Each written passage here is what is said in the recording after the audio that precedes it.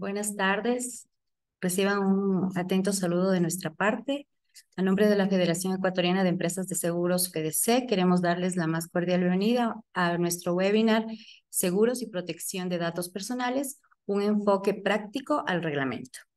Queremos agradecerles a todos una vez más por conectarse, por acompañarnos. Yo soy Mariela Pozo y en esta ocasión seré su moderadora. Con el fin de garantizar la calidad del webinar, les pedimos por favor tomen en cuenta las siguientes recomendaciones. Para una transmisión sin interrupciones, sus cámaras y micrófonos han sido desactivados. Para realizar preguntas a los invitados, por favor, utilice la opción de preguntas y respuestas.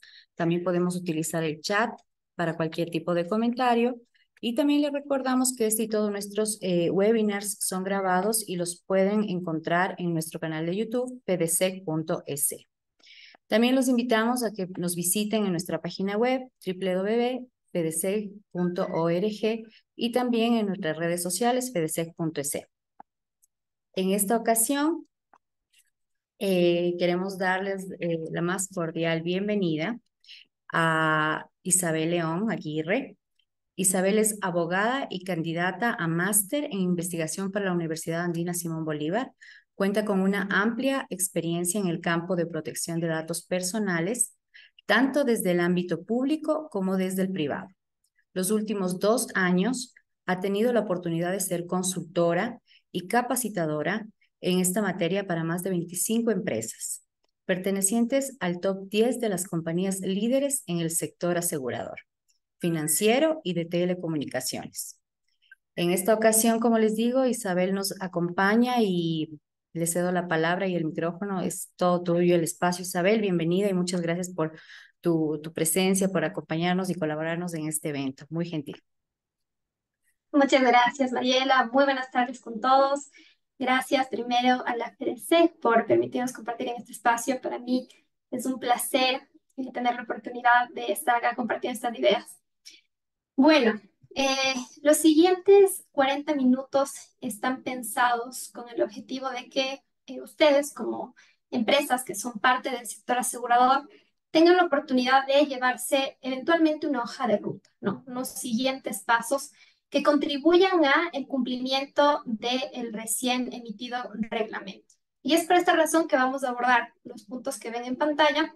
Y es muy importante tener en cuenta que cada uno de ellos va a tener ciertas obligaciones que se desprenden del reglamento o que se desprendían ya de la ley, pero que han sido aclaradas en el reglamento y que vamos a estar muy pendientes de cumplir en las próximas semanas, dado que el reglamento, al haber entrado en vigencia, ya es de obligatorio cumplimiento. El primero de estos puntos que quería tratar con ustedes es respecto del delegado de protección de datos personales. Y una de las primeras grandes aclaraciones que nos realiza el reglamento es que las compañías de seguros, corredores y agentes se encuentran obligadas a la contratación de un DPO. Y están obligadas precisamente porque la ley en un primer momento nos decía que se designará de forma obligatoria un delegado cuando se refiere al tratamiento a gran escala de categorías especiales de datos. Sin embargo, la ley no nos ayudaba a identificar a qué se refiere con tratamiento a gran escala. Esto lo hace, sin embargo, el reglamento, y el reglamento, en el momento de dar las definiciones y además las características de lo que implica un tratamiento a gran escala, ya nos dice y es explícito al mencionar que se considera tratamiento a gran escala la actividad de una compañía de seguros, corredores, agentes, entre otros, en el tratamiento de datos de sus clientes. En consecuencia, al estar las compañías de seguros, corredores y agentes involucrados en un tratamiento de gran escala, entonces tienen la obligación de contratar a un delegado. ¿Y qué conlleva esta obligación? Esta obligación conlleva, en un primer momento, es importante plantear los requisitos. ¿Qué tenemos que pensar? ¿Qué perfil tenemos que buscar cuando pensamos en un delegado? El artículo 55 del reglamento nos dice que para tener un delegado, para que sea califique como tal, tendrá que estar primero en goce de sus derechos políticos, ser mayor de edad, y dentro de las características más importantes están tener un título de tercer nivel en Derecho o en Sistemas de Información de Comunicación o Tecnologías. Y por otro lado, acreditar experiencia profesional de por lo menos 5 años.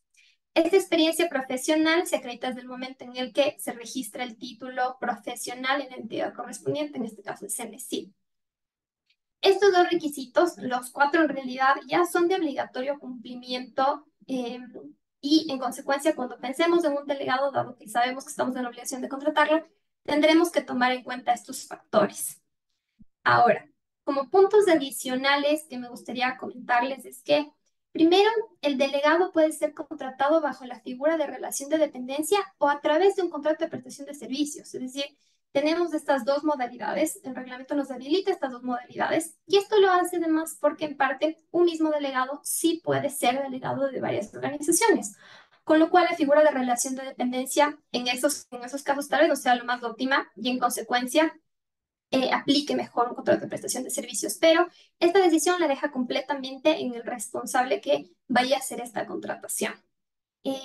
Por otro lado, el reglamento también nos dice que los grupos empresariales podrán designar a un único delegado. Y esto es muy importante porque eventualmente este mismo delegado puede cubrir a todo el grupo empresarial y así cada una de las empresas no se verían en la necesidad de buscar por separado a un delegado.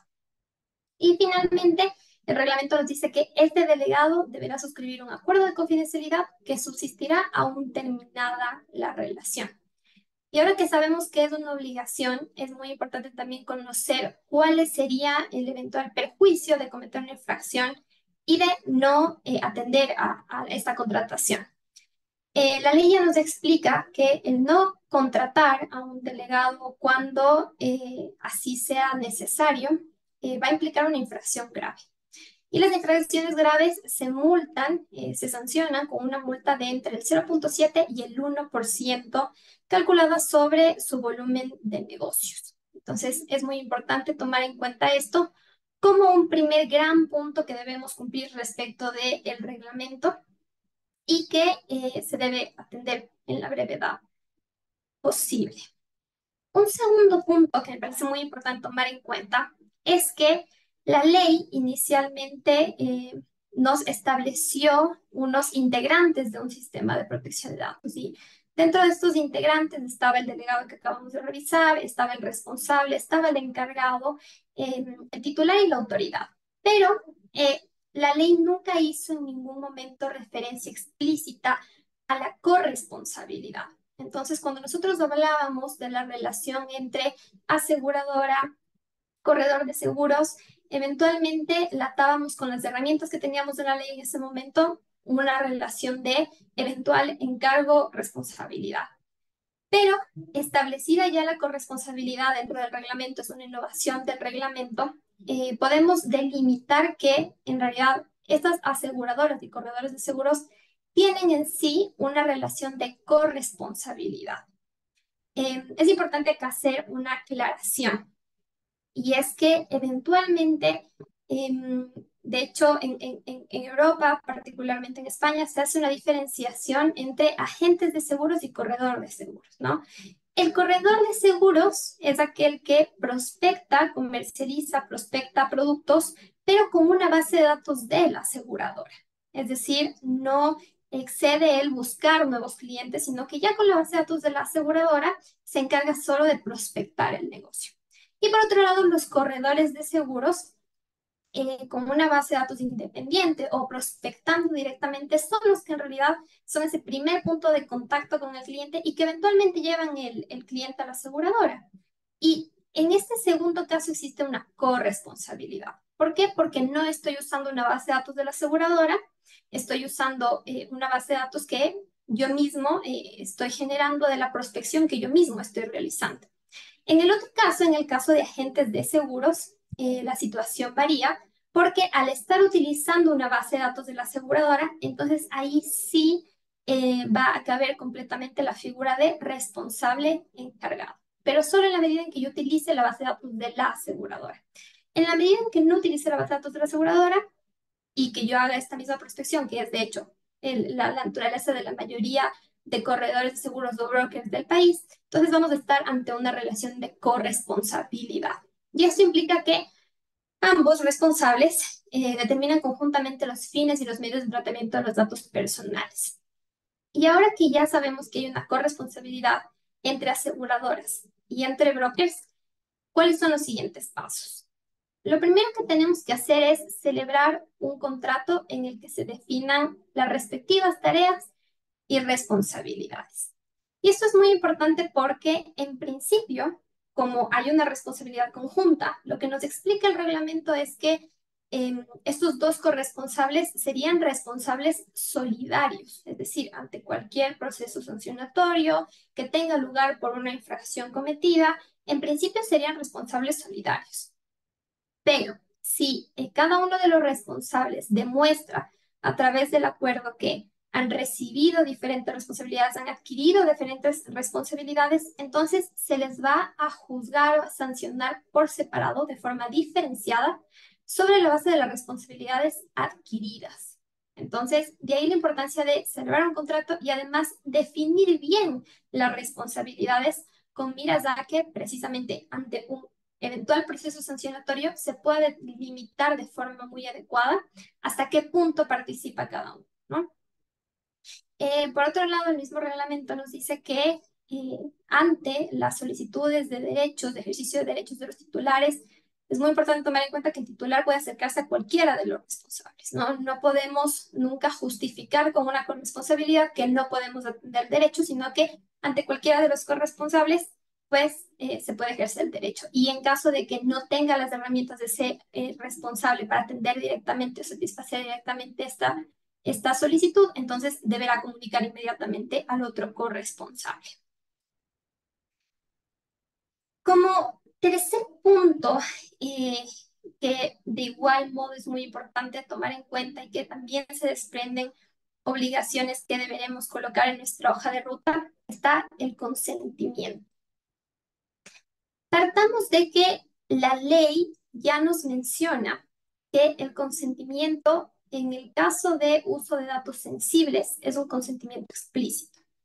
Y para la realidad del sector asegurador, para la realidad del broker, sobre todo en la línea vida, nos encontramos ante el uso, el tratamiento de un gran número de datos sensibles, particularmente datos relativos a la salud.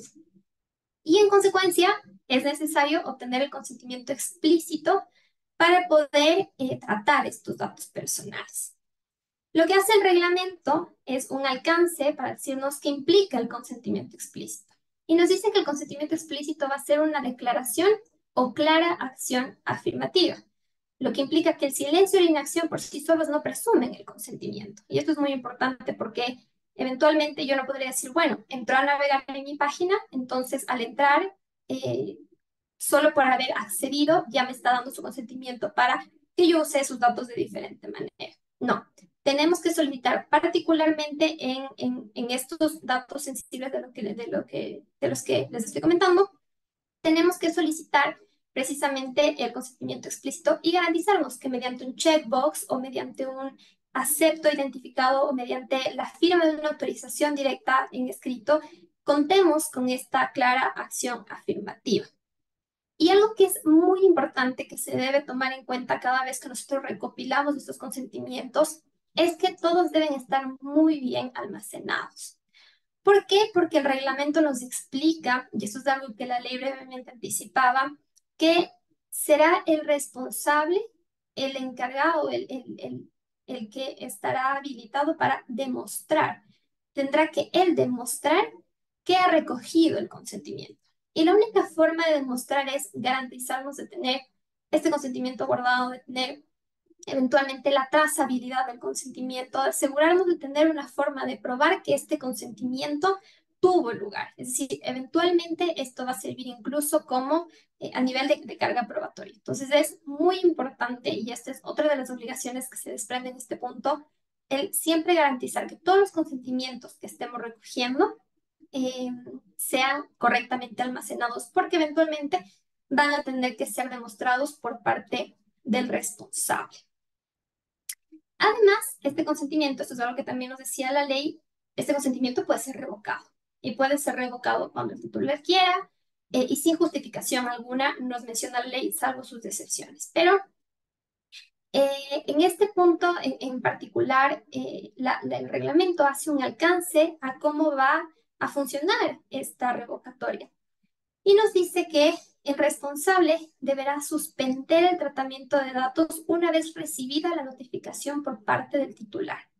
Eso es importante, el una vez recibida. Esto quiere decir prácticamente tan pronto como se reciba la notificación por parte del titular. Y esto llama mucho la atención porque nosotros podríamos ver la revocatoria como un derecho, incluso, ¿no? Un derecho al titular. Y aunque no forma parte del grupo de derechos que están dentro de la ley, es finalmente un derecho al que puede acceder el titular para precisamente retirar su consentimiento. Lo interesante acá es que dentro de la Carta de Derechos, nosotros si hablamos, por ejemplo, de acceso, de rectificación, autorización, de eliminación, todos esos derechos nos dice la ley que tenemos 15 días como responsables o encargados para atender, es decir, para responder, para dar respuesta, para satisfacer el derecho. En cambio, acá nos menciona que este derecho deberá satisfacerse de forma inmediata, es decir, una vez recibida la solicitud. Eso es muy importante porque hay que tomarlo en cuenta. Nuevamente, el reglamento está en vigencia ya y por tanto su cumplimiento es de carácter obligatorio. Y por esta razón, en caso de recibir una revocatoria, deberemos actuar en la prontitud posible, considerando que el reglamento no nos da, como para los otros derechos, la posibilidad de tomarnos más días para decidir o calificar la solicitud, sino que tan pronto, nos dice el reglamento, tan pronto como se reciba la solicitud, la notificación de revocatoria, entonces se deberá suspender el tratamiento. Un cuarto punto que es muy interesante tratar y que es muy interesante tomar en cuenta es la conservación. A lo largo de estos 2 años que hemos tenido la oportunidad de adecuarnos y de revisar sus procesos, una de las más grandes dudas que hemos tenido es, bueno, ¿cuánto tiempo tengo para conservar los datos? ¿No? ¿En qué punto tengo que eliminarlos? ¿En qué punto tengo que generar algún proceso para terminar con su conservación? Y basémonos en el principio básico de la ley que nos dice que podremos nosotros conservar los datos siempre que sean necesarios para la finalidad para la cual fueron recabados. Por lo que en consecuencia, una vez terminada la finalidad, en teoría deberíamos estar en la capacidad de eliminar automáticamente esos datos, ¿no? Eliminar, destruir, etc. Entonces, lo que nos dice la autoridad, el reglamento es algo muy interesante porque siempre quedó un poco en la nube y bueno, ¿qué va a pasar con estas otras normas, no? Recordemos que hay otras normas en diferentes materias, ¿no? Ya sea laboral, que nos piden que por diferentes circunstancias nosotros conservemos los datos por más tiempo, ¿no? La misma ley nos dice que si hay otras consideraciones, obviamente legales y de igual valor deberán también ser consideradas, pero ahora el reglamento nos hace una referencia más puntual a eso y lo que hace es en realidad darle esa carga a la autoridad. Y es bueno, la autoridad se encarga de regular los plazos de conservación de datos personales atendiendo a cada una de las disposiciones aplicables según la materia. Con lo cual, esta de momento no es una preocupación para nosotros, esta eventualmente será una preocupación para la autoridad en la medida en que la autoridad inicie funciones y tenga que regular estos plazos. Sin embargo, nosotros ya tenemos obligaciones respecto a la conservación que se desprenden del reglamento. La primera de ellas es que el responsable debe establecer un procedimiento para la conservación, revisión periódica y eliminación de datos personales. Es decir, ya deberemos plantearnos un procedimiento. Si bien es cierto, vamos sobre el principio básico de que eventualmente la autoridad va a ser la que determine los plazos de consentimiento. De todos modos, ya deberemos por lo menos tener un procedimiento interno que nos ayude a fijar cómo se van a conservar, cada cuánto tiempo se va a hacer una revisión periódica, cómo se van a destruir, si va a haber eventualmente una ficha que nos indique qué datos están siendo destruidos, cuál va a ser el proceso de control para destruir estos datos. Entonces, este es ya una obligación directa. Tenemos que contar en cada una de las organizaciones con un procedimiento para la conservación, revisión periódica y eliminación de los datos personales.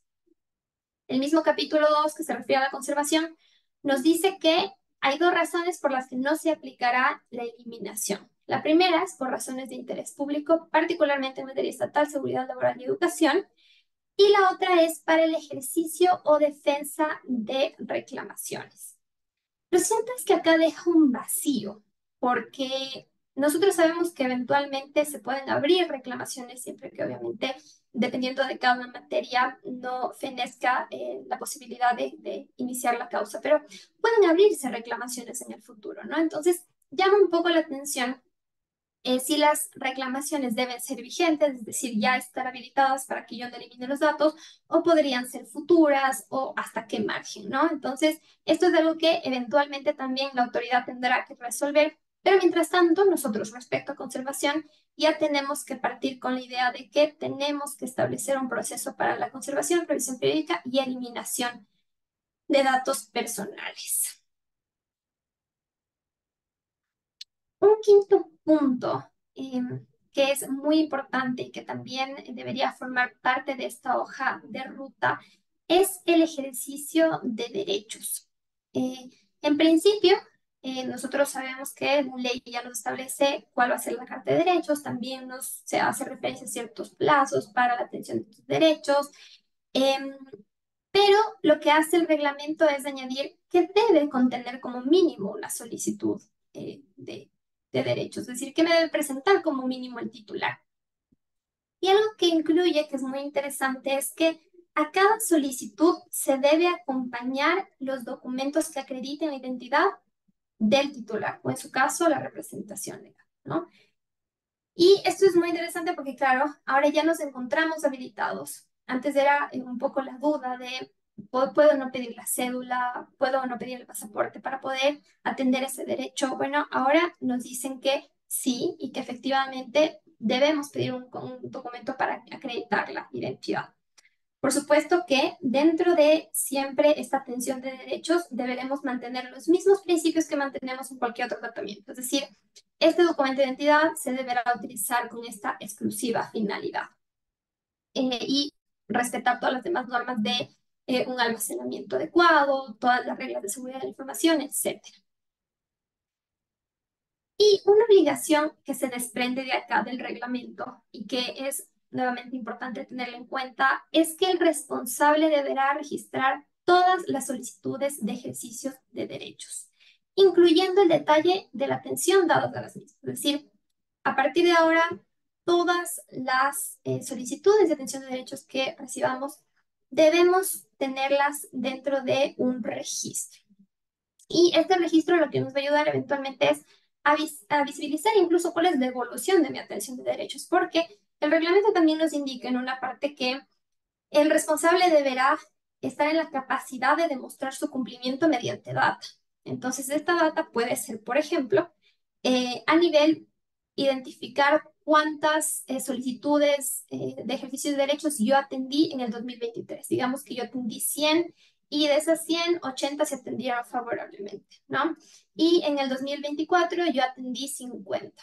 Tal vez la disminución de solicitudes de atención de derechos le puede dar una pauta a la autoridad para decir, bueno, si te están pidiendo menos ejercicios de derechos es porque eventualmente estás cumpliendo más con la norma. Entonces dices, bueno, tienes que darme un poco esas métricas y para eso también contribuye llevar este registro, que es muy importante mantenerlo de este modo. Además, eh,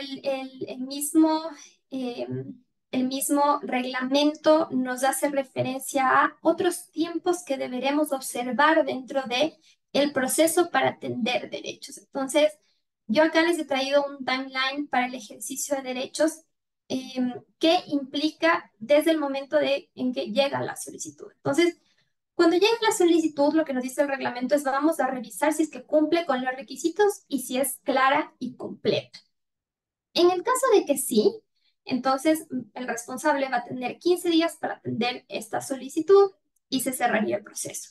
Es importante tomar en cuenta que los 15 días aplican para acceso, rectificación, autorización, eliminación y oposición.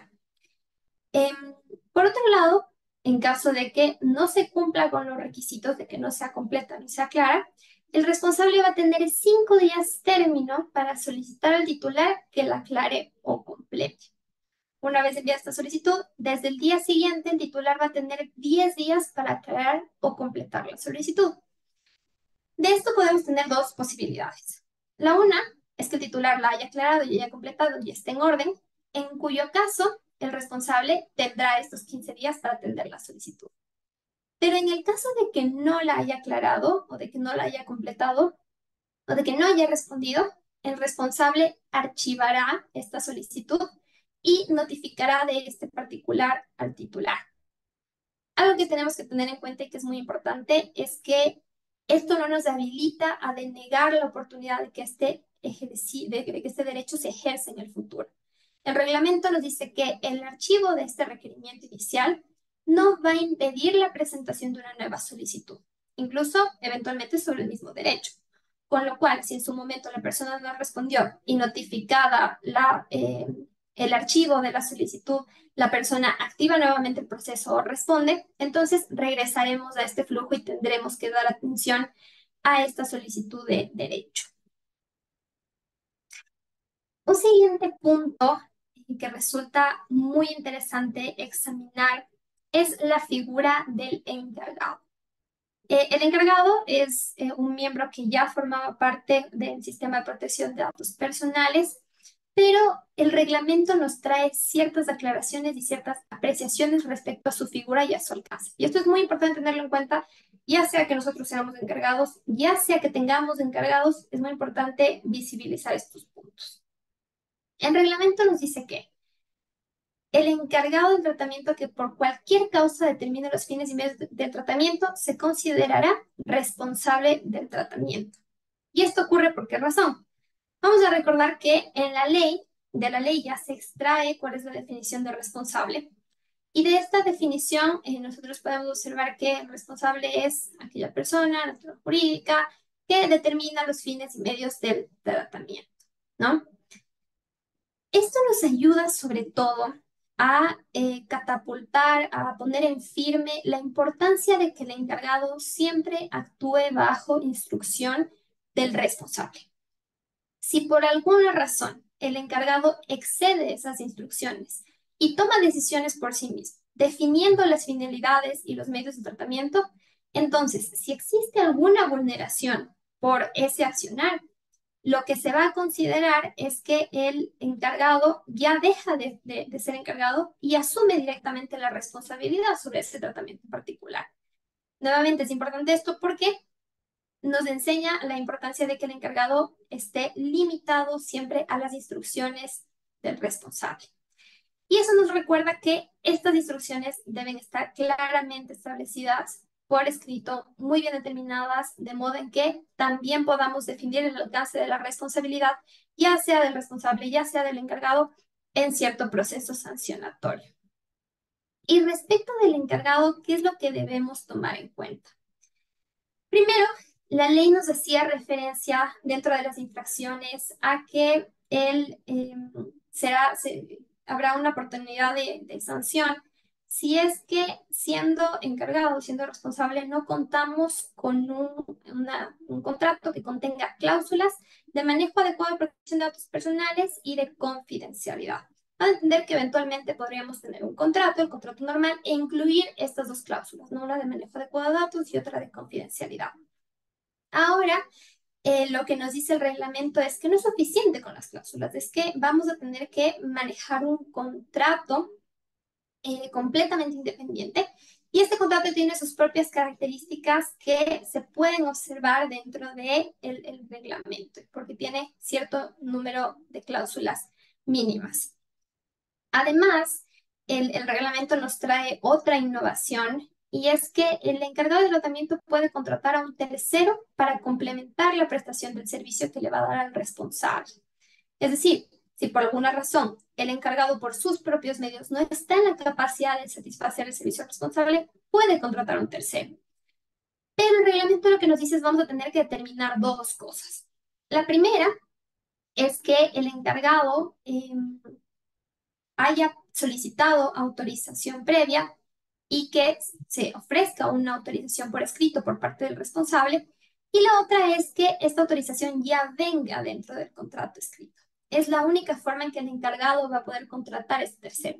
¿Por qué? Porque no nos olvidemos de que, aunque sea una contratación del encargado, obviamente el encargado también asuma de algún modo esa responsabilidad sobre el tercero que está contratando, finalmente el responsable termina siendo el responsable, valga la redundancia. Entonces, sí, es muy importante que siempre esto pase por autorización del responsable. Y nuevamente tenemos que tomarlo en cuenta, ya sea que seamos encargados, ya sea que seamos responsables y tengamos encargados que estén en este momento generando estas terceras contrataciones.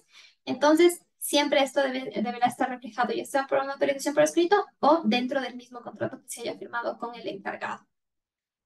Y un tercer punto que me parece muy relevante y muy interesante para tratar es que el encargado, al finalizar la relación con el responsable, deberá devolver o eliminar todos los datos personales, salvo que, por supuesto, la instrucción del responsable no haya sido así. Pero yo creo que este es uno de los indicadores más importantes que tenemos para definir cuándo estamos hablando de un encargado, porque hay esa línea de en qué punto soy encargado, en qué punto soy corresponsable. Y lo cierto es que cuando nosotros identificamos que al terminar la relación el encargado debería estar en la capacidad de volverme a eliminar los datos, entonces estamos hablando de tal cual un encargado. Pero ¿qué pasa si es que por alguna razón debe mantener los datos, debe conservar los datos o debe conservar los datos para otras finalidades? Porque finalmente también son en parte sus clientes. También está decidiendo sobre estas finalidades, entonces esa es la línea que separa y automáticamente ya le convierte en corresponsable. Porque en principio, bajo la naturaleza del encargado, este debería estar en la capacidad de finalizar la relación con el responsable, de volver a eliminar toda la información que tenga respecto de este.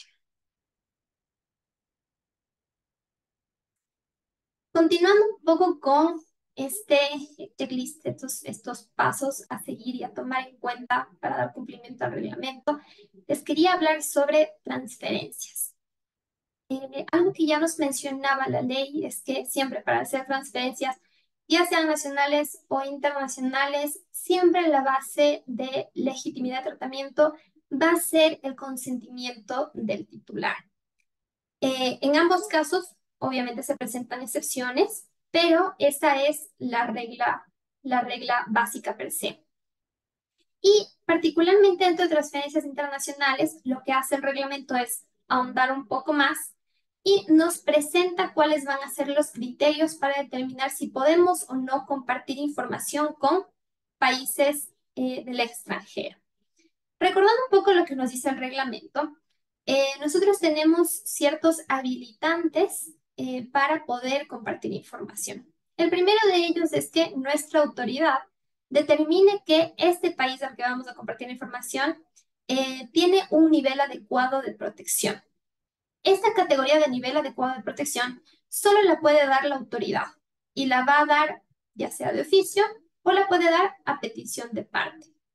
Eh, este criterio se va a basar en ciertos componentes que el reglamento define y dice la autoridad, bueno, para considerar si un país es de nivel adecuado o no, debemos considerar estas variables. Por otro lado, lo que nos dice ya la ley y el reglamento ahonda es que en caso de que no exista esta declaratoria, en caso de que este país no cuente con esta declaratoria por parte de nuestra autoridad de nivel adecuado de protección, entonces podemos realizar la transferencia mediante garantías adecuadas. Nuevamente, el reglamento contribuye con indicarnos cuáles pueden ser esas garantías adecuadas y nos dice eventualmente que nosotros deberíamos estar en la capacidad de, si utilizamos esta variable, es decir, si nos apalancamos de las garantías adecuadas para hacer transferencias, deberíamos también estar en la capacidad de demostrar que efectivamente habían garantías adecuadas en un momento ante la autoridad, ¿no? Y particularmente en cuanto a garantías adecuadas, de forma previa al tratamiento. Por otro lado, nos encontramos con las normas corporativas vinculantes que también forman parte de estas posibilidades o de estas habilitantes para transferir datos, ¿no? En caso de que no contemos ni con un nivel adecuado de protección ni con garantías adecuadas, sería suficiente con demostrar que esta organización a la que estoy transfiriendo la información que está en un país extranjero está suscrita a una norma corporativa vinculante que contribuye con garantizar que está haciendo un correcto cumplimiento a, la normativa de protección de datos personales. Y finalmente tenemos, y esta es la parte más interesante y que contribuye sobre todo por parte del reglamento, y es que en caso de que no contemos con ninguna de estas tres, vamos a poder también presentar un contrato y que mediante contrato este responsable o este encargado, eventualmente este destinatario, finalmente, es decir, este tercero que va a recibir la información, se obligue de forma voluntaria y formal a cumplir con la ley, el reglamento y demás normativa aplicable. Además de someterse a la jurisdicción ecuatoriana en materia de protección de datos personales o a un país que cuente con un nivel eventualmente adecuado, que cuente con estas garantías. Entonces, esta sería esta alternativa que ante el no poder determinar estándares de nivel adecuado, garantías adecuadas, podríamos también llegar a compartir información garantizando este contrato en el que el destinatario se obligue a cumplir con la ley ecuatoriana.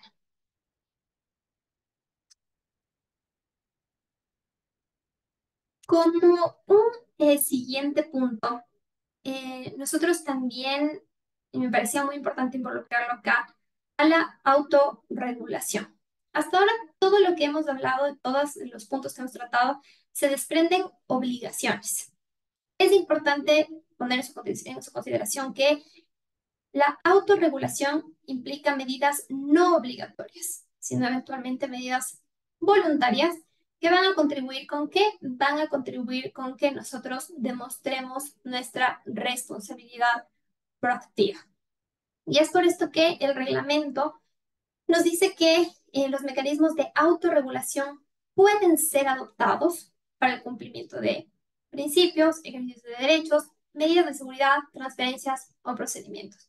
Pero hago énfasis en la palabra pueden, porque nuevamente lo que hace es decirnos es opcional, eh, pero en caso de que decidas hacerlo, eventualmente sería una buena práctica coadyuva para demostrar además tu responsabilidad proactiva.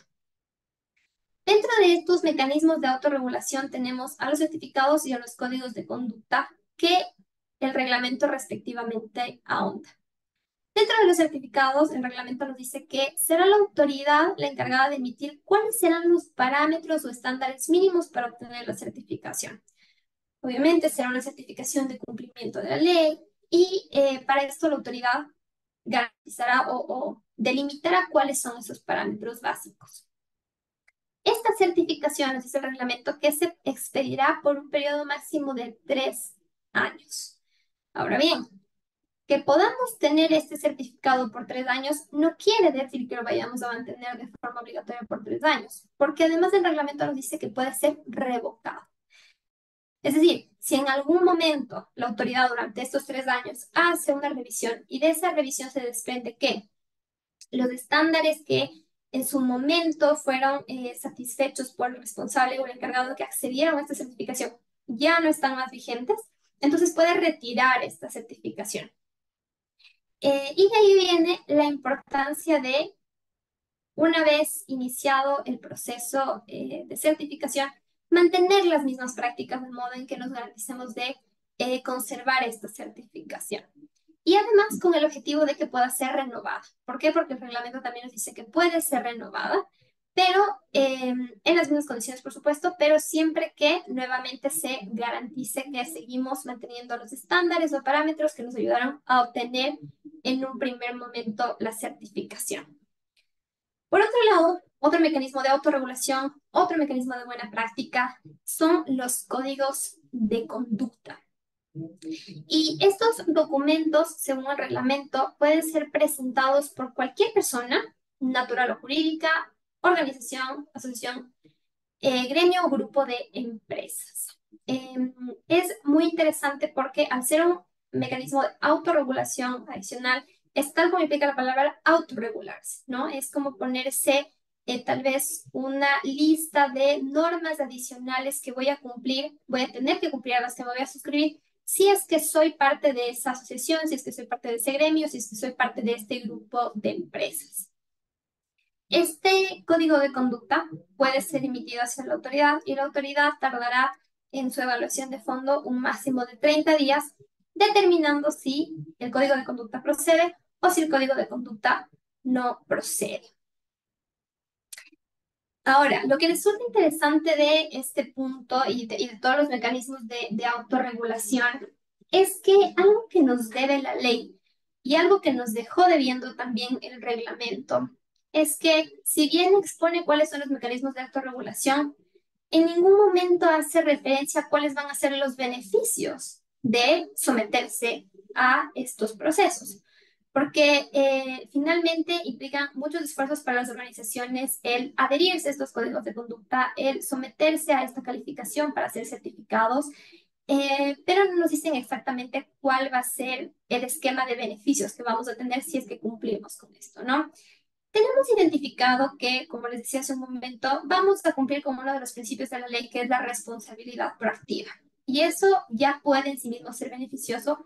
Sin embargo, no se ha explicitado un sistema de beneficios, que es lo que les decía. ¿Qué llama la atención? En el último borrador del reglamento que se estuvo revisando, sí que se comprendía un esquema de atenuantes. Entonces, en la medida en que yo llegaba a cumplir con esta autorregulación, eventualmente se consideraba esto como una buena práctica y significaba que en cierta medida, si es que yo llego a formar parte de algún proceso sancionatorio por alguna razón, el tener alguna de estas buenas prácticas me va a significar una atenuante, ¿no? Sin embargo, eso no sucedió. Finalmente, el reglamento no salió con estas consideraciones y, en consecuencia, todavía la autoridad ahora nos adeuda eso, indicarnos cuál va a ser mi beneficio si es que yo decido someterme a estas buenas prácticas, que no son obligatorias, que me van a implicar costos internos y lo ideal sería conocer eventualmente el beneficio, ¿no? Literalmente coste-beneficio de la situación. Finalmente, para cerrar con la presentación y dar paso a sus inquietudes, si es que tienen, he tomado en cuenta estos 4 últimos puntos que voy a tratar de forma mucho más breve, pero que me parecía muy importante que igual tomen en cuenta. El primero de ellos es una obligación que se desprende directamente del reglamento, y es que ahora tenemos la obligación de contar con un registro de actividades del tratamiento. Este registro de actividades es obligatorio, nos dice el reglamento, para el responsable del tratamiento que cuente con 100 o más trabajadores. Nos dice igual que es facultativo y considerado una buena práctica si es que teniendo más de 100 trabajadores, igual me someto a este registro de actividades de tratamiento.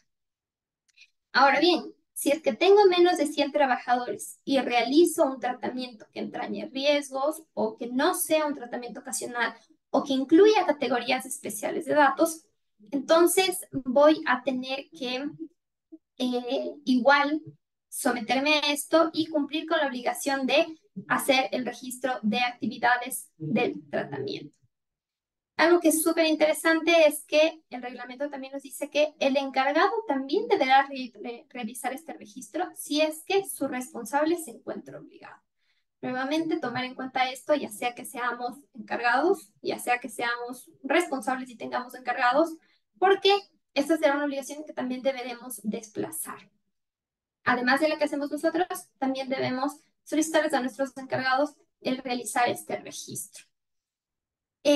Nuevamente, esta es una obligación, con lo cual lo recomendable es arrancar precisamente con su revisión y ponerlo dentro de los próximos pasos a ejecutar para dar cumplimiento a la protección de datos personales dentro de la organización. Un siguiente punto que quería revisar es las notificaciones de vulneraciones de seguridad. En la ley ya se refería a cuándo vamos a tener que hacer esta notificación, cuáles van a ser los días que van a tener que comprender para que tenga lugar esta notificación. Pero lo que resulta interesante es que ahora en el reglamento se establece el contenido de la notificación de forma detallada y además se establece los casos en que eh, no vamos a tener que notificar. Porque dice, bueno, eventualmente no es necesario notificar si es que la vulneración o violación de la seguridad eh, vamos a tener que notificar, perdón, exclusivamente en los casos en los que la vulneración o violación a la seguridad constituye un riesgo para los derechos y libertades. Entonces nos preguntábamos cómo determinar si esta vulneración o violación constituye un derecho o riesgo para las libertades y el reglamento se encarga de esclarecer eso poniendo ciertas consideraciones.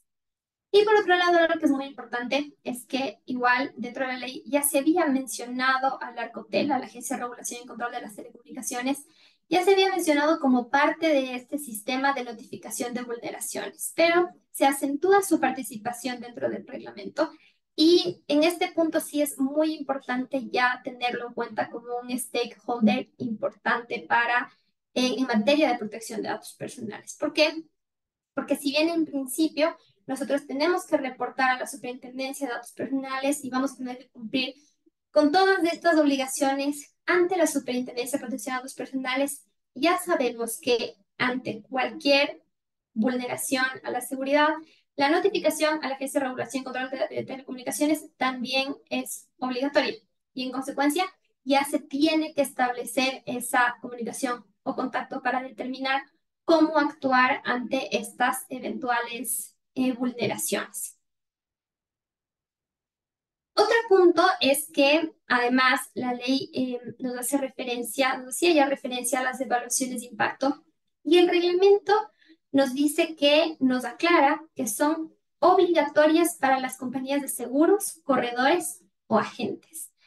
¿Por qué es así? Es porque la ley nos indica que las evaluaciones de impacto serán obligatorias para aquellos responsables que realicen un tratamiento, implique un tratamiento a gran escala. Como recordarán cuando revisamos los parámetros de delegado, igualmente nos decía que todos los responsables que tengan que realiza un tratamiento a gran escala estarán obligados a contratar a un delegado. Asimismo, la ley nos indica que todas las organizaciones que tengan un tratamiento a gran escala estarán obligadas a realizar evaluaciones de impacto.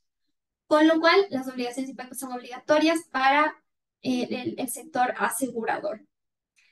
El reglamento nos establece brevemente cuáles van a ser los requisitos que contengan las evaluaciones de impacto, pero lo que es muy importante tomar en cuenta es que ante la duda de si tenemos o no que aplicar en ciertas circunstancias una evaluación de impacto, eh, el reglamento nos habilita para que podamos extender consulta a la autoridad. Es decir, abrir y preguntar a la autoridad, decirle, en ese reglamento tengan que aplicar una evaluación de impacto o no, y que la autoridad nos indique sí o no. Si es que la autoridad nos indica sí, va a ser de obligatorio cumplimiento la evaluación de impacto. Si es que la autoridad nos indica que no, pues ya podremos saltar de ese paso. Por otro lado, y ya para cerrar, comentarles que igual la misma ley hacía referencia ya a la protección de datos personales desde el diseño y por defecto. Pero acá lo que hace es nuevamente extender en cuáles van a ser las consideraciones que se van a tomar en cuenta.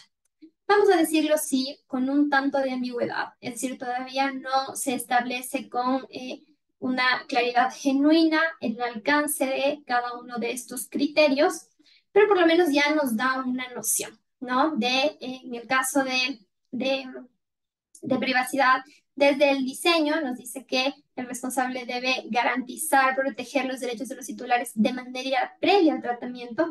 Y en el caso de protección de datos personales, por defecto, nos dice que el responsable debe garantizar que mediante ajustes por defecto, solo puedan tratarse aquellos datos personales cuyo tratamiento sea necesario para la respectiva finalidad específica del tratamiento. Entonces, nuevamente, estas son un poco más detalles de obligaciones que ya venían un poco de la ley, pero que están planteadas de forma un poco más extensa dentro del reglamento y son parámetros que deberemos tomar en cuenta para garantizar que estamos cumpliendo con cada uno de estos puntos que además son eventualmente sancionables, ¿no? Con lo cual este nuevamente se vuelve cumplimiento obligatorio y la idea es que a raíz de este momento pues tengamos esa oportunidad de ir definiendo cuáles son estos próximos pasos. Em, con eso doy por cerrada la presentación. Espero que les haya sido de utilidad. Para mí ha sido un placer compartir con ustedes y quedo atenta a cualquier consulta que pueda existir. Les dejo mis datos para que sigamos en contacto. Hay mucha más tela que cortar de la ley y del reglamento, así que esperamos tener la oportunidad de seguir conversando con sus organizaciones sobre estos temas tan importantes. Muy bien, muchísimas gracias, Isabel. Excelente explicación, una gran exposición, ideas muy claras, información muy concreta, muy precisa. Te agradecemos muchísimo y una vez más a Newbox, que siempre nos colabora, nos apoya en todos nuestros eventos. Sí tengo algunas preguntas que te las voy a formular en este momento. Me hacen una pregunta. Si los reaseguradores extranjeros registrados en el país, pero no domiciliados, deberán tener apoderado responsable en el Ecuador.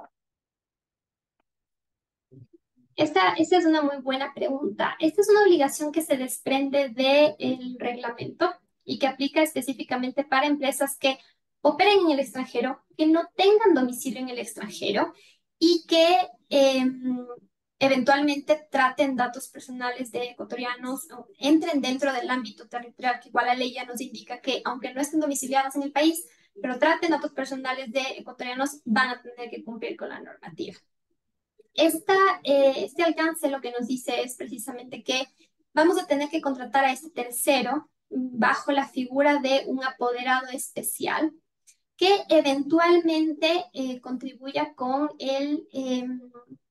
asegurar que se tenga representación legal en materia específica de protección de datos personales dentro del país. Entonces, esto lo que hace es un poco asegurar que aquel responsable o encargado que se encuentre en el extranjero tenga que tener presencia legal en el país y en consecuencia asegurar cualquier, sobre todo solicitud del titular, ¿no? De modo que se pueda garantizar tal cual el ejercicio del derecho. Entonces sí, esta es definitivamente una obligación que debe comprenderse.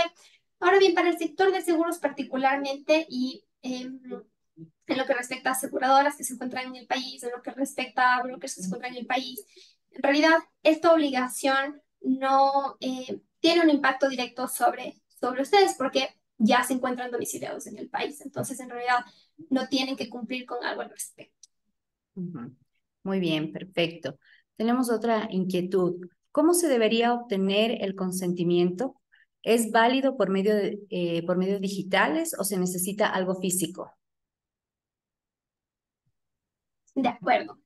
Este consentimiento, primero partamos de que para que sea válido tiene que cumplir con ciertas características. El primero es que sea informado. La ley nos dice que nosotros debemos garantizarnos de informar siempre al titular antes de solicitar este consentimiento. Además, debe ser eventualmente libre, debe ser inequívoco y debe ser específico. Es decir, sobre ese tema puntualmente sin que exista duda del alcance del consentimiento. Y respecto a la pregunta puntual de cómo se va a obtener, ya sea por medios físicos o por medios digitales, los dos son perfectamente válidos. De hecho, existe jurisprudencia, no nuestra, porque todavía nuestra autoridad no existe, entonces no tenemos resoluciones al respecto, pero ya de países vecinos que se han referido específicamente, por ejemplo, al uso de casillas electrónicas. Como ustedes ven, a veces nos piden los consentimientos porque hay un checkbox que nos piden marca el check después de que hayas abierto el aviso de privacidad y luego es el acepto para dicha finalidad o acepto que los datos se utilicen con el objetivo de recibir comunicaciones o contratos promocionales. Bueno, todos esos consentimientos también son válidos. Lo importante aquí es que nos garanticemos de mantener una trazabilidad sobre cada uno de estos consentimientos. Es decir, que después de esto, como les decía hace un momento, después de haberlos obtenido, estemos en la capacidad de demostrar que los obtuvimos, con lo cual, ya sea físico o digital, garantizarnos un buen almacenamiento. Muy bien. Tenemos otra pregunta también de parte de Omar Guzmán. En el caso que el consentimiento sea negado o nulo, ¿se puede continuar con la relación comercial? Bien, ahí, Omar, es muy importante diferenciar. Nosotros tenemos dentro de la ley, en el artículo 7, más de una base de legitimación de tratamiento. Estas bases de legitimación hacen referencia a aquellas causales o motivos por los cuales nosotros podemos tratar los datos personales. Una de estas bases, una de estas 8 que se enlistan en el artículo 7, es el consentimiento. Pero no es la única, hay muchas otras. Otra de ellas es el cumplimiento de obligaciones contractuales o precontractuales. Entonces, cuando nosotros hablamos de una relación comercial, por ejemplo, dentro de una prestación, puede ser de un servicio de teléfono, directamente dentro de la prestación de servicios seguros, tenemos que plantearnos de la base de que efectivamente hay un contrato que en el momento de que este ha sido firmado, ha sido celebrado, yo, la única forma en la que puedo satisfacer esta relación contratal, la única forma en la que yo puedo garantizar que este contrato tenga lugar es utilizando sus datos personales. Y para eso precisamente sirve esta base de legitimación de cumplimiento de medios contractuales o precontractuales.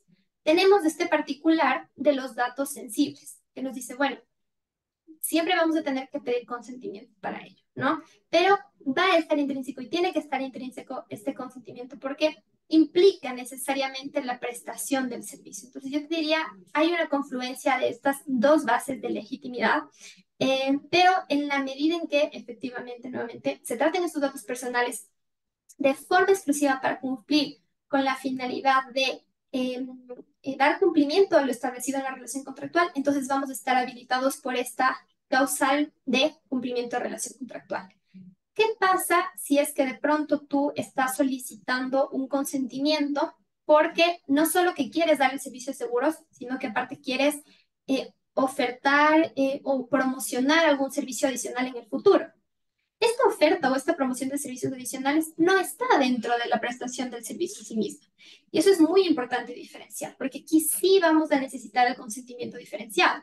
Y si es que no te llegan a dar el consentimiento para este momento, entonces no es que podemos coartar el servicio porque, bueno, no me diste el consentimiento para publicidad, entonces no te doy el servicio. No, si no me diste el consentimiento para publicidad, sigo dándote el servicio, pero me aseguro de que no estés en mi lista blanca para enviarte publicidad porque no tuve tu consentimiento para ese fin. Muy bien. ¿Cuál es la principal diferencia entre el encargado y el delegado? De acuerdo. Esto es en realidad un criterio que ya viene desde la Ley de Protección de Datos Personales. La ley nos establece que existen 5 integrantes del sistema de protección de datos personales. El uno de ellos, el que conocemos desde el titular, es decir, podemos llamarle de los dueños de los datos personales. Por otro lado, el responsable, esta persona que decide sobre los datos personales y que tiene todas estas obligaciones por ello. Tenemos también a la autoridad, que es esta persona, este ente de control, que se encarga de revisar, asegurar el cumplimiento de la norma, eventualmente sancionar su incumplimiento. Y tenemos el delegado y el encargado.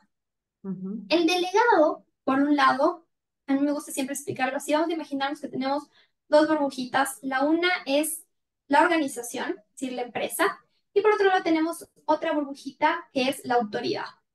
El encargado, el delegado, perdón, lo vamos a colocar en la mitad. El delegado en realidad está en un limbo. El delegado es eventualmente este punto de contacto entre la autoridad y la organización.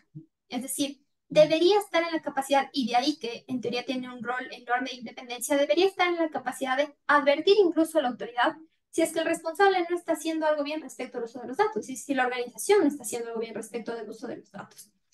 Además, tiene otras facultades, por ejemplo, puede asesorar también al responsable, asegurarse de revisar el cumplimiento de la norma interna, pero siempre va a estar fuera de la burbujita, en este limbo entre la autoridad y la organización. Eso es el delegado. Por otro lado, el encargado es aquel tercero que nosotros vamos a contratar, si es que somos responsables, es aquel tercero que nosotros vamos a contratar con el objetivo de que bajo nuestra instrucción se traten datos personales de cierto modo. Uno de los ejemplos más clásicos de encargatura para entender esto es, por ejemplo, un call center de cobranzas, ¿sí? Digamos que tenemos el área de cobranzas y como área de cobranzas nosotros tenemos cierta cartera ya vencida em, que le damos a un tercero call center para decirle, ¿sabes qué? Por favor, llama a estas personas para dar continuidad al proceso de cobranzas, ¿no? Este tercero encargado está actuando bajo mis instrucciones, es decir, sus instrucciones son llama, contáctales, diles que tienen una deuda activa y obtén información y repórtame la información que hayas obtenido. Este call center nunca se va a presentar, porque esto es muy importante, porque el encargado actúa a nombre y por cuenta del responsable. Entonces, este call center nunca se va a presentar como, bueno, hola, soy el call center tal. El call center se va a presentar directamente como, hola, soy la aseguradora tal. ¿Por qué? Porque está actuando a nombre y por cuenta de este responsable y adquiriendo obligaciones en tal sentido. Lo que les decía hace un momento, eventualmente este encargado debería estar en la posibilidad de, finalizada la relación, incluso devolver o eliminar los datos. ¿Por qué? Porque como nunca fueron sus clientes, nunca fue su cartera, solo estaba actuando por mi instrucción a nombre y por cuenta mía, entonces ya no tiene qué más hacer con esa información. Esa es la lógica. Muy bien. Tenemos varias preguntas. Vamos a hacer un par de ellas nada más en honor al tiempo. La siguiente sería, ¿los brokers independientes de su tamaño deben contratar un DPO? Lo que nos dice el, la ley es que en principio nosotros para saber si debemos o no contratar a un delegado, debemos revisar ciertos requisitos. Entonces nos dice, bueno, si eventualmente cumples con uno de ellos, ya debes contratar un delegado. Y uno de estos requisitos es precisamente que este responsable o encargado realice un tratamiento a gran escala. Y como les decía en esta primera diapositiva, el reglamento ya nos aclara y nos dice, ¿sabes qué? Hay un tratamiento a gran escala en el ejercicio normal de actividades de una compañía de seguros, de una compañía de corredores de seguros o de agentes de seguros. En consecuencia, al cumplir ya con este requisito, al ser una compañía que entra dentro de este grupo, automáticamente ya conocemos que hay un tratamiento a gran escala y en consecuencia que estamos atados a esta obligación. Y sobre todo porque el reglamento además lo ha hecho de forma explícita. En el reglamento van a encontrar literalmente las palabras eh, compañía de seguros, corredor o agente para esta obligación. Muy bien, Isabel. Gracias. Vamos a hacer una pregunta más. Si un cliente corporativo nos transfiere datos de sus clientes responsable, el broker se convierte en encargado, pero en el caso de que el broker ya con esos datos del cliente corporativo transfiere a un proveedor, no a la aseguradora, se convierte en responsable y en proveedor encargado. En realidad, bueno, primero es muy importante que identificar algo y eso también es muy útil para cualquier ejercicio futuro en el que se quiera determinar si hay una encargatura o no, si hay una corresponsabilidad o no. Tenemos que ser muy precavidos con el flujo. El flujo nos va a ayudar a identificar todo esto y el flujo además cambia de conformidad con cada uno de los procesos, porque tan compleja como es una relación contractual, tan complejo es el flujo y en la medida en que esta complejidad sea así, pues vamos a asignar de forma en función de esto vamos a asignar roles y vamos a determinar, bueno, acá hay una encargatura, acá hay una responsabilidad, acá hay una corresponsabilidad, etc. Ahora, de lo que puedo escuchar del flujo que me planteas muy brevemente, la verdad es que en principio el broker no actuaría en calidad de encargado. ¿Y por qué se da esto? Porque finalmente recordemos cuál es uno de estos indicadores de encargatura y es que en un punto, si es que se termina la relación, deberíamos estar en la capacidad de eliminar estos datos y haber cerrado la relación, pero en realidad esos clientes sí que forman parte de la cartera de clientes y por eso digo, depende de cada caso y hay que analizar cada flujo, pero en el caso de que forme parte de la cartera de clientes del broker, entonces va a existir una responsabilidad independiente. Es decir, lo único que estoy haciendo es contratando este servicio y el broker asume la responsabilidad sobre esos datos y es una responsabilidad que deberá asumir también ya en su relación con la aseguradora bajo una corresponsabilidad. Y si el broker a su vez, en su calidad de responsable, decide compartir con un tercero esta información, entonces siempre en calidad de responsable deberá validar que cuente, cuando mínimo, con el consentimiento para realizar esta transferencia o con alguna otra base de legitimidad que le permita. Muy bien. Isabel, en tu opinión, ¿qué nos podrías decir sobre la necesidad del uso de, biométrico para el registro de asistencia en empresas?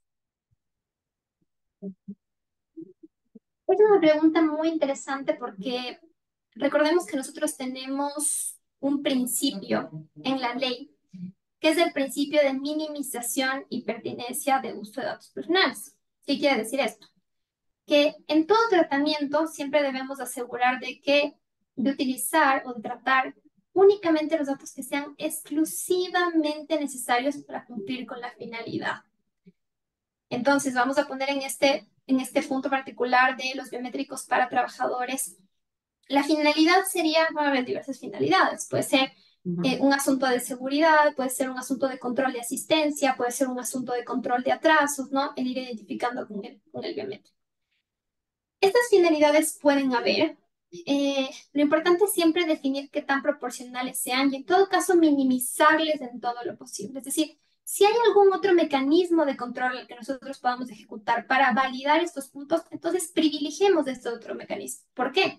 Porque los datos biométricos son considerados datos sensibles. Y recordemos que por ser datos sensibles, por ser una categoría de datos sensibles, nos van a implicar un cuidado superior. Y eso quiere decir que nosotros como responsables, nosotros mismos, nos estamos poniendo esa responsabilidad extra de tener que cuidar esos datos. Y de ahí viene precisamente esa lógica de intentemos minimizar. Ahora, si me dices, ¿sabes qué? Es necesario porque finalmente esto me ayuda a mantener este control y no encuentro otro mecanismo, entonces, nuevamente aplicando la minimización y pertinencia, revisar, ¿de acuerdo? Si necesitas el biométrico, ¿es necesario, por ejemplo, la huella, el iris del rostro dentro del biométrico? Tal vez no. Tal vez es suficiente con la huella, ¿no? Tal vez es suficiente con la huella y una tarjeta, si es que quieres un, eh, un código de doble autenticación, es decir, autenticar de manera doble la entrada, entonces una clave, una tarjeta y la huella, o eventualmente el rostro, aunque en realidad intentando minimizar en todo lo posible ese uso de datos sensibles. Lo lógico es que al final del día, nuevamente siempre, cada vez que hagamos un tratamiento, vamos a tener que basarnos en una base de legitimidad. Y al ser los datos biométricos datos sensibles, el consentimiento, la base de legitimidad deberá ser el consentimiento y además deberá ser explícito, con lo cual deberemos tener el consentimiento de nuestros trabajadores para poder realizar ese tratamiento. Ok. Isabel, ¿el rol del DPO puede asumirlo una persona que ejerza otras funciones dentro de la organización, como el oficial de cumplimiento o el gerente legal? Muy buena pregunta. El rol del DPO, nuevamente, veámoslo, en teoría como se plantea según la ley, veámoslo nuevamente en este limbo, ¿sí? Al estar en este limbo, lo lógico sería que no ejecute otras obligaciones dentro de la organización. Lo que nos dice la ley es que se pueden ejecutar otras actividades. Este DPO puede ejecutar otras actividades, pero siempre que sean compatibles con este rol. Y aparte, por ejemplo, tener un oficial de cumplimiento no implica que tenga un DPO. Tengo que determinar el DPO y tengo que hacer que las obligaciones del DPO siempre estén asociadas a este tratamiento a verificar el cumplimiento en materia de protección de datos personales. Y por otro lado, respecto a el gerente legal, a la posibilidad de gerente legal, algo que es bastante interesante es que la misma ley ya nos indica que hay ciertas inhabilidades para ser delegado. Y dentro de estas inhabilidades precisamente se encuentra el que no pueda ser parte o no pueda ejercer el rol de delegado una persona que forme parte de la administración. Y de hecho, no solo eso, es una persona que forme parte de la administración de la organización o puede ser su cónyuge o puede ser su familiar hasta cierto grado, ya sea de consanguinidad o de afinidad o los socios o accionistas. ¿Por qué? Porque este rol es sobre todo un rol independiente. Siempre tenemos que pensarle al delegado como independiente. Y les decía, tan independiente que debería eventualmente estar en la capacidad de acudir a la autoridad y decirle, mira, hay un eventual incumplimiento por acá. Y Ujú. claro, si es que tengo este conflicto de intereses, vamos a llamarlo así, de yo ser quien administra la organización y al mismo tiempo yo ser quien tiene que revisarme los procesos, pues se puede perder esta independencia y es por eso que no se habilita y está prohibido que estas personas formen, sean un delegado. Muy bien. Bueno, finalmente, sé que hay muchísimas preguntas, ha generado mucha expectativa, mucho interés.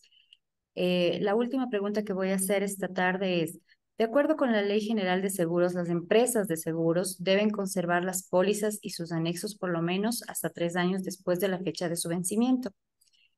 ¿Se entendería que los datos personales seguirían la misma suerte? Efectivamente. Como les decía, tenemos este principio de la Ley Orgánica de Protección de Datos Personales que se refiere a que nosotros vamos a mantener o conservar estos datos siempre que necesitemos para cumplir con la finalidad para la que originalmente fueron recabados. Sin embargo, esta ley no es que está peleada con estas otras normativas que nos dicen, bueno, van a haber otras circunstancias en las que yo necesite conservar esos datos adicionales. Lo importante es que siempre basemos esta conservación precisamente en una formulación legal, por ejemplo. Si la ley nos establece, entonces vamos a tener esa habilitación. Y yo estimo que la autoridad, ahora que tiene esta obligación de regular la conservación de los datos, seguramente va también a insistir en ese criterio.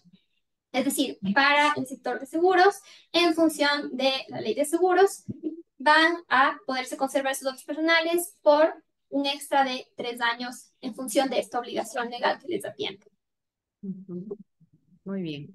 Perfecto, muy bien, muchísimas gracias. Lamentamos no poder seguir en honor al tiempo. Sin embargo, Isabel nos ha dejado sus contactos y también a través de FEDESEC pueden enviarnos sus dudas y facilitaremos la comunicación con Miox. Una vez más, les agradecemos mucho. Gracias, Isabel. Gracias por todo tu aporte. Invitamos a que nos acompañen en nuestros futuros webinars y muchísimas gracias. Les deseamos un excelente resto de tarde y que estén muy bien. Gracias nuevamente por la invitación y espero haya sido de utilidad. Gracias, Isabel. Un gusto. Que estén muy bien. Buenas tardes. Gracias.